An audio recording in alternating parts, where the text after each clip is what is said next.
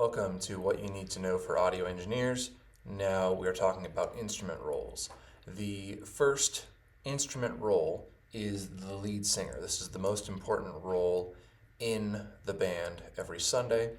The lead singer unites the congregation, and when the people are singing along, they're not singing along to the guitar player or to the piano player. They're singing along with the lead singer because they're singing the melody, they're singing the words. So the lead singer should never be obstructed in the mix. Nothing should ever compete with it, and nothing should ever hinder the intelligibility of the lead singer. Next is the lead instrument role. And the lead instrument role is really simple. It's just the bare minimum instrumentation that you need for a lead singer to sing a song. It could be a piano, could be a guitar, could be any instrument. And this instrument in a full band setting is the one that continues to play throughout the whole song, never stops playing. And even into the bridge breakdown part of the song, it continues to play throughout that section of the song as well, never stops playing.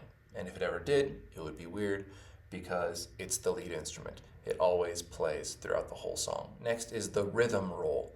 The rhythm defines the dynamics in the song.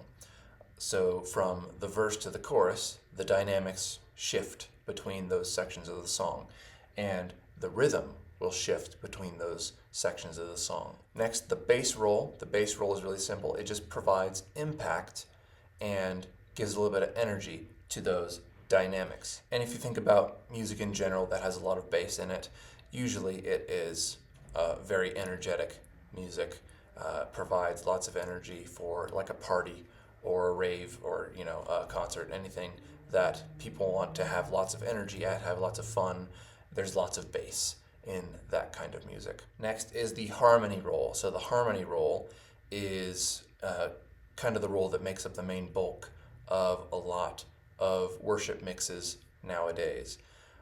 This is where we add layers to the music. Layers of synths, of guitars, mostly synths, programmed synths, sequences, guitar parts, lots of just extra background instruments that fill up the mix, fill the space of the mix, if you want to think of it that way. And also, at this point in the mix, you add an instrument that will play a hook. A lot of times this will be a piano or a synth or a guitar. This falls into this category of the harmony. And lastly, we have the texture role. The texture is just the sound of the instruments themselves. It's the timbre of the bass. It's the timbre of the drums. It's the timbre of the guitar. It's the actual sound. How is the tone of that instrument?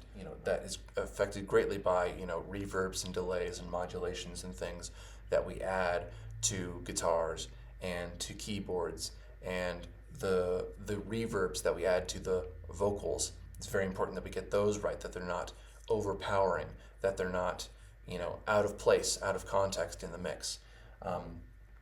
If we have a super big, super long reverb on the lead vocal, but none of the other instruments have reverb on them at all, it's going to have a weird sense of the space of the mix. Every instrument on stage should fit into one of these categories. And as the audio engineer, being able to recognize and identify which of these roles every instrument should be filling makes your job a lot easier and allows you to communicate with the band in order to get a better sound. If you have just one worship leader on stage with their voice and an acoustic guitar, we can still recognize all of these roles in just that one person. Lead singer, yes. Lead instrument, yes. Those two roles are obvious because it's one person with a voice and an acoustic guitar. The rhythm role, where does that come from? That comes from the strumming hand, the right hand of the acoustic guitar. Changing strumming patterns from verse to chorus shifts the dynamics of the song. Bass, it's a little bit hard to get bass from just a single voice and a single acoustic guitar, but it is possible. There is plenty of ways to get some extra bass, maybe from EQ or parallel processing or an octaver effect or or any number of different ways. We can get plenty of bass from an acoustic guitar and a voice, rest assured. Harmony, we don't have very many layers of this mix, but we do have 2 layers. We have the lead singer and the lead instrument. Those are 2 different layers to the music. So we do have layers, but they're very limited. Obviously, the layers, the more you add, the more layers you add. But we only have one person on stage. We're going to be pretty limited in the number of layers that we have. And as far as a hook goes, that's probably not going to happen with just one single person on stage. Usually you need more people on stage, at least a piano player or another guitar player to provide the hook. And lastly, the texture. There's plenty that we can do to affect the texture of this one voice and this one guitar. EQ and compression being 2 big ways to do that, especially on the lead vocal. The more we can kind of clean up the lead vocal with the EQ and get it consistent with the compressor, that will help the texture a lot. And using things like an impulse response for the acoustic guitar could give a huge improvement to the sound of the acoustic guitar, using an impulse response. And then, of course, using more EQ and more compression and reverb, of course, reverb as well, to help enhance the sense of the space of that mix. Obviously, it's not a big mix, but it's still got a sense of space. It's still got a sense of context.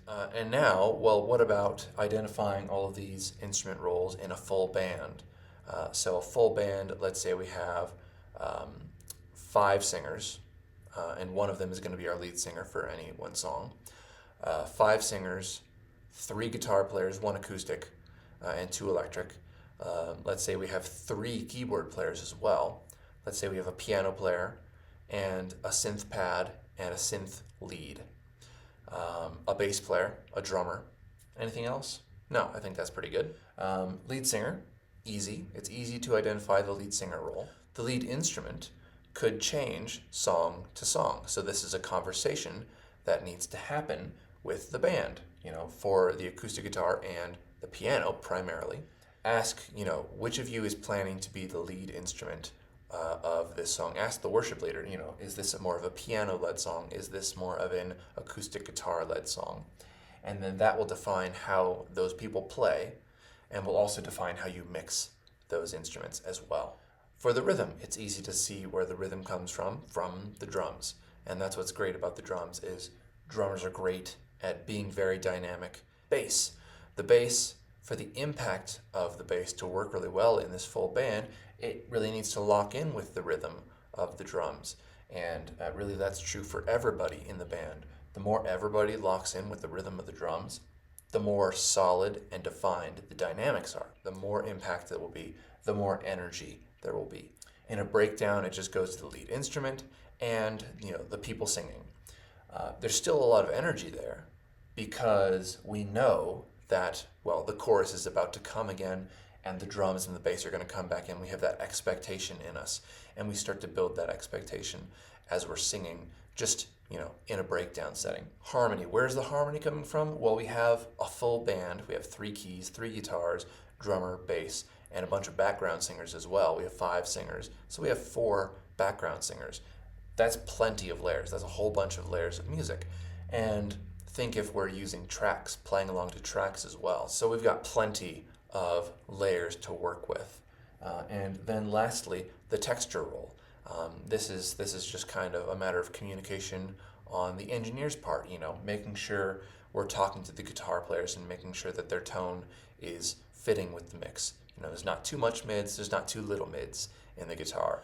The drums have to be tuned and they have to have new heads on them, in order for them to sound really good. And of course, all the EQ, compression, reverb, all those other things that we do to the texture of all of the instruments to get them to fit together. Ultimately, you can have a full band and you can have all of this stuff, but if the texture of all of the instruments is wrong, it's not going to be as good of a mix as it could be.